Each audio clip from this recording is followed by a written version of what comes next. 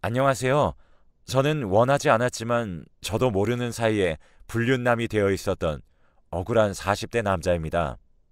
정말 서론만 보면 정말 말도 안 되는 일이죠. 다 어떻게 모를 수가 있냐고 의문을 품으시겠지만 정말 순진한 건지 멍청한 건지 분별이 안 될 정도로 전 몰랐습니다. 결백합니다. 저는 원래 대기업에 취직해 그저 그런 일상을 보내고 있던 남들과 다르지 않은 회사원이었어요. 조용히 회사 일을 진행하던 도중 저는 직장 내 괴롭힘을 당했어요. 요즘 애들이 말하는 왕따였죠. 몸만 컸다고 다 어른이 되는 건 아닌 듯 했습니다. 하루하루 침묵의 괴롭힘은 단계가 올라갔고 유치할 법도 한데 그들은 즐기는 듯 했죠. 벗어나기 위해 부서를 바꾸려고 노력했지만 쉽게 되지 않았고 날이 갈수록 자신감은 떨어지고 극에 달하는 자괴감과 내가 이런 대우를 받기 위해 그동안 발악하면서 취업 준비를 한 건가 싶었습니다. 저는 부모님 또한 일찍 사고로 돌아가셨기에 가족이라고는 친척들 뿐이었지만 말이 친척이지 없는 것만 못했죠. 직장을 그만둘까도 여러 번 생각했지만 요즘 같은 취업난에 이것도 힘들게 취직이 된 거라서 자신이 없었습니다. 그러던 중 우연히 텔레비전을 보며 등산에 관심을 가지게 되었고 사람들 앞에서 주눅 들지 않는 연습을 해보기에 좋을 듯 했죠. 어차피 혼자 가는 거라 모르는 사람들이니 말 걸면 친해지는 걸 생각하기도 했어요. 그러고 회사 쉬는 날에 편한 옷차림을 입고 처음이니까 집 근처 작은 산을 먼저 산책 삼아 걷기로 했습니다. 매일 시멘트 벽만 보고 모니터만 보고 쉬는 날엔 집에서 잠만 자고 누워만 있었는데 이렇게 밖에 나와 맑은 공기를 마시니까 새롭게 태어나는 듯한 느낌을 받았죠. 얼마 걷지 않은 듯 했는데 근처에 약수터가 있었습니다. 가져온 물통에 물을 담고 마시고 있는데 옆에서 모르는 아저씨가 말을 걸더라고요. 못 보던 얼굴인데 처음 오신 건가요? 등산 좋아하세요? 그 말을 듣고 산에 등산 오는 사람도 많을 텐데 일일이 얼굴을 다 기억하나 싶더군요. 네, 이제부터 시작하려고 합니다. 제 말을 듣고 아저씨는 등산 동호회에 대해 말을 이어나갔고 같이 이야기하며 등산하면 더 재밌을 거라고 회원들도 그렇게 많지 않아 단합이 잘 된다고 했습니다. 연령대도 저와 비슷할 것 같다고 했고요. 모임이란 단어에 꺼림칙했지만 정말 인상이 좋으셨고 맑은 공기를 마셔서인지 모든 게 다 좋아 보였기에 알았다고 하고 동호회 가입 절차를 알려주셨습니다. 그렇게 다음 주말에 모일 장소를 연락해 주신다고 하셨고 그렇게 다음 주가 되어 이른 아침에 단촐하게 입고 준비물로 알려주신 가방이나 초코바 같은 것들을 챙겨갔어요. 약속 장소에 도착할 때쯤 멀리서 10명 정도 돼 보이는 인원으로 모여있는 것이 보였고 제가 다가가니 사람들은 처음 오신 분이냐 물으면서 엄청 호의적으로 반응해 주셨고 정말 오랜만에 느껴보는 호의에 가입하길 잘했다는 생각이 들었죠. 인원이 다 모였는지 제게 가입을 권한 아저씨께서 인원을 통솔하며 출발하자고 알렸고 사람들과 이런저런 일상 이야기를 하며 즐겁게 등산을 했는데 등산을 하다 보니까 정말 제가 살아있는 걸 느끼게 되었고 만족감은 엄청났습니다. 그렇게 반 정도 올라왔나? 등산 초보인 저는 쉽게 지쳤고 저를 보며 사람들은 처음엔 그럴 수 있다며 이해해주고 격려해 주었습니다. 몇 분들은 계속 올라가고 쉬다가 올라가실 몇 분은 남아 근처 쉴만한 돌덩이에 앉아 쉬고 있었는데 옆으로 귤이 불쑥 튀어나와 놀라서 옆을 보니 수줍어하는 여성 한 분이 귤을 주며 수분 보충에 좋다며 주셨습니다. 평소 과일을 좋아하던지라 받으며 감사하다고 하며 먹고 있는데 여성분이 제 옆에 앉으며 말을 걸더라고요. 저도 등산한 지 아직 한 달 안 돼서 초보라 힘들었는데 동지가 생겨서 너무 좋아요. 놀리는 건지 정말 순수하게 말하는 건지 제가 사회에서 부정적인 걸 많이 겪어서 저런 말에도 날이 쓰는 걸 느껴 새삼 놀랐습니다. 나이를 물어보니 동갑이었고 저희는 친구로 지내자며 서로 자연스레 연락처도 주고받고 그 후에 등산길엔 옆에 파트너처럼 함께였습니다. 힘들어서 말할 힘이 없어도 여성분의 발랄한 목소리와 말투에 기분이 좋아지며 편하게 말하기 시작했죠. 다른 회원들도 저희를 보고 금방 친구가 생겨서 다행이라며 좋아해 주셨고, 마침 여성분과 집도 같은 방향이라 귀가도 함께하게 되어 더욱더 돈독해지곤 했어요.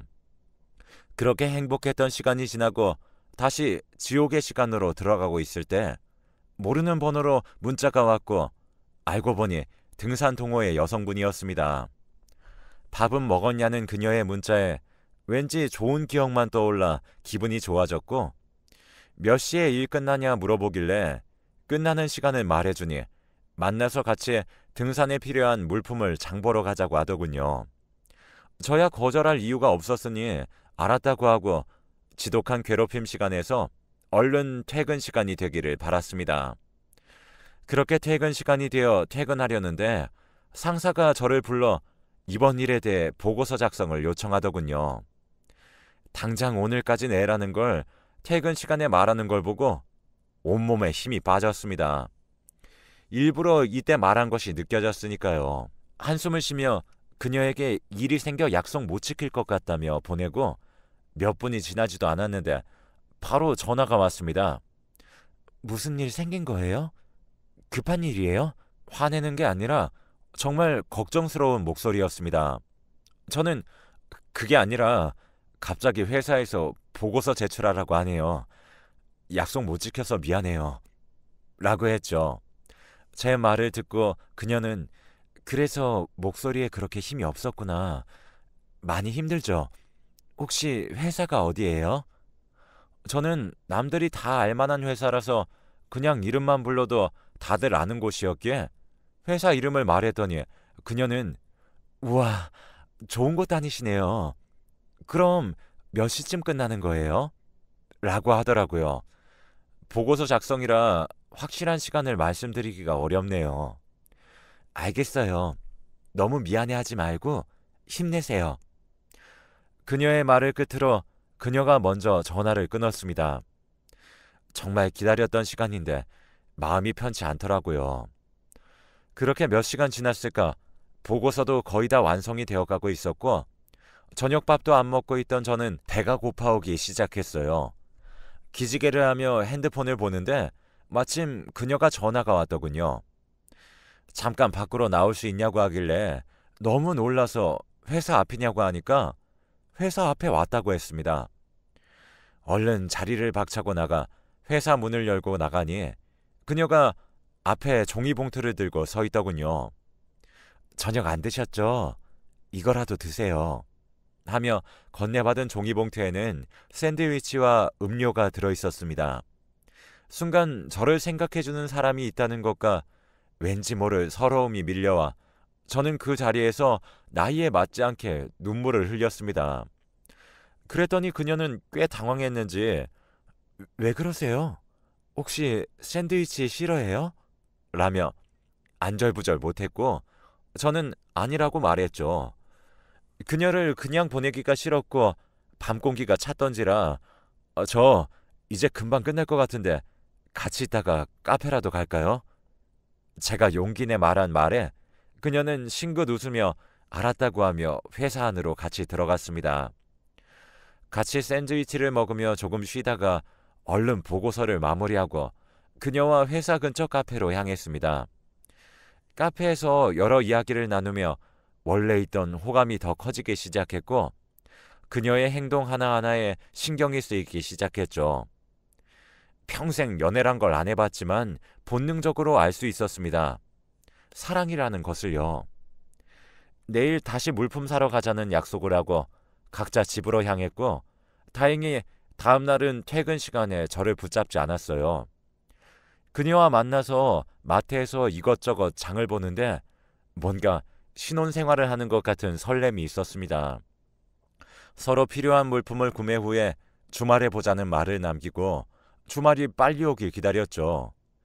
기다리는 시간은 정말 길게 느껴졌지만 동호회 사람들과 그녀를 만나 밝은 에너지를 받으며 등산을 했습니다. 중간에 올라가다 발을 삐끗한 그녀가 주저앉았고 제가 그녀를 부축하며 자연스레 신체 접촉이 생겼어요. 저는 나름 알고 있는 응급처치를 그녀에게 해주었고 동호회 사람들에게 말을 한 뒤 그녀를 데리고 병원에 갔는데 병원에서 다행히 뼈에는 이상이 없다는 말을 들었고 그녀를 집으로 데려다 주었습니다. 그렇게 몇 번의 주말은 그녀 없이 혼자 회원들과 등산을 하는데 왜 이리 허전함이 큰 건지 그녀가 보고 싶어지더라고요. 하산하자마자 그녀에게 연락했고 점점 괜찮아지고 있다는 말에 안심하고 다음 주말에는 같이 등산할 수 있을 것 같다고 말한 그녀의 말에 너무 기뻤습니다. 그렇게 그녀를 기다리던 주말이 오고 멀리서 오는 그녀를 보니 그 모습이 소녀 같아 무척 예뻤습니다. 등산을 하면서 저는 용기를 내어 그녀에게 사귀자는 말을 하게 되었는데 다행히 그녀도 흔쾌히 받아주었어요. 그렇게 제 첫 연애의 종이 울리기 시작했죠. 이르지만 제가 결혼 이야기를 꺼내면 그녀는 당황하며 별로 내키지 않는 듯 말했고 아직 내가 너무 성급했나 싶었습니다. 그렇게 시간이 지날수록 더욱더 가까워지고 제겐 소중한 사람이 되어 있었죠. 그러던 어느 날 여느 때처럼 그녀를 집으로 데려다 주고 집에 돌아가려는데 어떤 남자가 저를 붙잡더군요. 저 여자랑 아는 사이냐고 물었습니다. 당황했던 저는 누구신데 그런 걸 물어보냐 말하니 그 남자는 저를 죽일 듯이 쳐다보고 뒤돌아갔어요. 이상한 일은 그 이후로도 있었는데 등산 동호회에 나갔더니 그녀가 연락이 되지 않았고 회원 중 한 분이 저에게 그녀와 무슨 사이냐고 물어보길래 굳이 숨길 이유가 없다고 판단한 저는 사귀는 사이라고 말했습니다. 그랬더니 표정이 굳어지면서 저를 이상하게 보고 산으로 향하더군요. 왜 저러나 싶었는데 가만히 생각해보니 어느 순간 주위 모든 회원이 저를 멀리하는 것이 느껴졌고 다들 제 옆에 오질 않았습니다. 저는 제가 잘못한 것도 없는데 왜 이런 일을 겪어야 하는지 이해가 되지 않아서 한 회원을 붙잡고 무슨 일 있냐고 물어보니 저보고 원래 등산하면서 그런 일은 생기지만 우리 동호회에서는 별로 달갑게 받아들여지지 않네요. 라는 말을 하더군요. 너무 답답해서 자세히 말해달라고 소리치니까 그분께서 그녀가 유부녀라는 말을 하는 겁니다. 순간 너무 당황한 저는 저에겐 유부녀라고 하지 않았어요. 라는 말을 하니 그분은 설마 사귀는 사이라면서 이상한 걸 못 느꼈나요? 말도 안 되네요. 라는 싸늘한 대답뿐이었어요. 이 모든 게 혼란스러웠던 저는 말도 안 하고 홀로 하산했고 그녀에게 전화를 걸었지만 꺼져 있었습니다.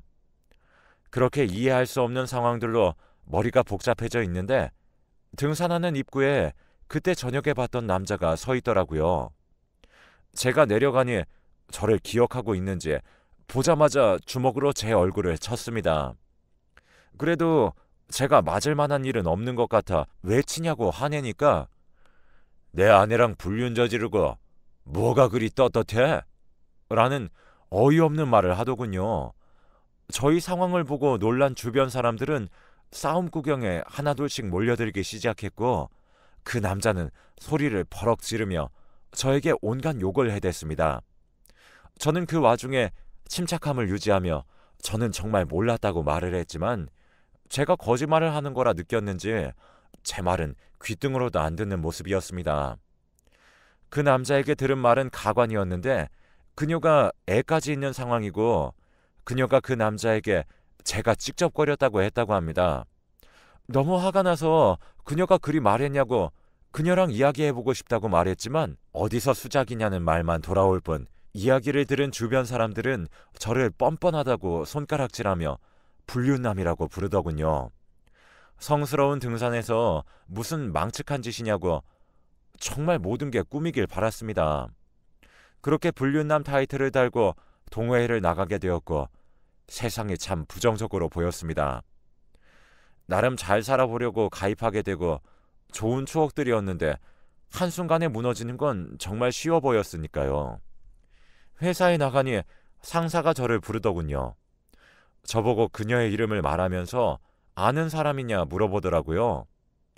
그녀 남편이 상사 친구인 듯 했습니다. 모든 것이 꼬였다고 판단이 되었고 저는 정말 억울하다며 해명을 했지만 애초에 저를 무시하던 상사는 제 말을 들을 일이 없었고 가뜩이나 괴롭힘을 당하는 직장에서 서서히 불륜남이라는 타이틀이 물 위로 올라오기 시작했습니다. 그렇게 착한 척하더니 꼴 좋다는 말과 사람 겉모습만 보고 모른다는 말들에 미칠 지경이었어요. 그녀를 만나서 어디서 어떻게 잘못된 건지 제가 직접 듣고 싶었습니다. 그렇게 일 끝나고 그녀를 바래다주며 알게 된 집으로 찾아가 문을 두드렸더니 문이 열리더군요. 그녀가 저를 보고 놀랐는지 문을 다시 닫으려 하길래 저는 문을 잡고 힘으로 열고 들어갔습니다. 저를 본 그녀는 저와 눈도 마주치지 않고 땅만 바라보고 있었고 그녀 집에 들어가 주변을 둘러보니 거실에 그녀와 그 남자의 결혼 사진이 떡하니 걸려 있었고 저는 치밀어 오르는 배신감에 그녀의 뺨을 쳤습니다. 이게 무슨 짓이냐고, 나한테 왜 그러는 거냐고 말하는 저에게 그녀는 울면서 다 아는 사실 아니냐고 말하더군요. 정신이 어떻게 된 건지 그동안의 일을 거짓으로 꾸며내 나를 이렇게 지옥으로 밀어넣었는데 그게 사실이라고 합니다. 그녀에게 사실대로 다 말하라고 소리 지르던 그 순간 그 남자가 들어왔고 얼굴 붙잡고 울고 있던 그녀를 보고는 경찰에 신고하더군요. 몇 분 뒤 경찰이 오고 폭력에 주거침입까지 했다며 그 남자 곁에서 울부짖는 그녀를 보고 정말 내가 그동안 설렜던 행복했던 시간이 뭔지 싶어 말이 나오지 않았습니다. 그녀는 합의 못하겠다고 하며 고소하겠다고만 말하고 그 남자 또한 제대로 콩밥 먹여주겠다며 으름장을 내놓더군요. 어떻게 저런 여자 말만 믿고 있는 건지 그 남자도 참 불쌍했지만 지금 제가 처한 상황이 너무 끔찍했습니다. 얻을 게 뭐가 있다고 이제까지 그런 행동을 한 것인지 궁금했어요. 합의를 안 한다고 말한 덕분에 졸지에 깜빵까지 가게 생겼는데 이 얼마나 웃긴 일입니까? 경찰서에서 나오지 못했던 저는 회사에 연락해 알려야 했고 이미 알고 있던 상사는 제게 사직서를 요구했습니다. 전 그렇게 회사까지 잃게 되었습니다. 사람 하나 잘못 만나서 인생에 패가 망신하게 생겼으니까요.